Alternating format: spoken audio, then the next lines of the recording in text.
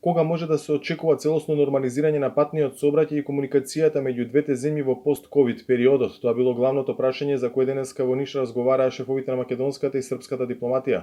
Димитров, кому ова му е прва службена посета од почетокот на корона кризата, вели дека официјално Скопје во наредниот период ќе донесе одлука за отворање на границите, но без да прецизира конкретен датум. Нашиот првичен план беше кон средината на овој месец да го направиме тој чекор, да ги отвориме границите.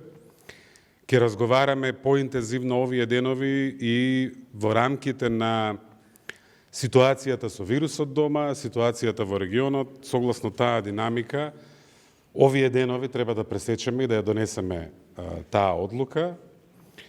Мислам дека овој месец тоа во секој случај ќе треба да се очекува, иако е малку неблагодарно да се предвидува со оглед на непредвидливоста на ова пандемија.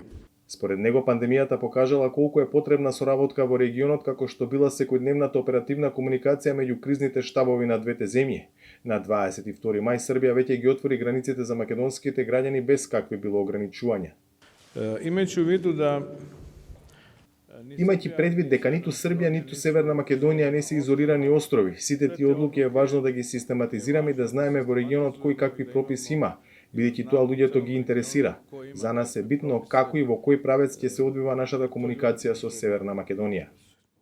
Брисел најави дека во наредните денови треба да биде објавена препораката на Европската комисија за отворање на внатрешните и надворешните граници на Европската унија.